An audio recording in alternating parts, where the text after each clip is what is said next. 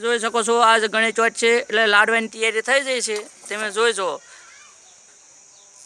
આ કરશે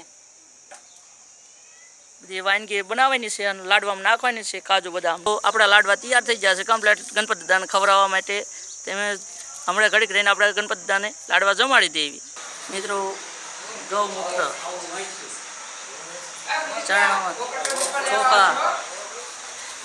જય ગણપતિ દાદા મિત્રો ખાટ બનાવી છે આ ગણેશ ચોથ છે એટલે જો હિસકા ખાય છે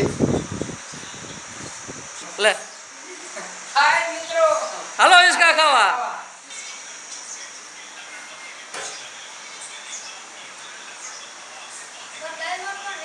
ગણપતિ દાદાને જમાડી દીધા છે નવરાઈ તવરાઈ કમ્પ્લીટ કરીને જો લાડવા પણ જમાડવાના મૂકી દીધા છે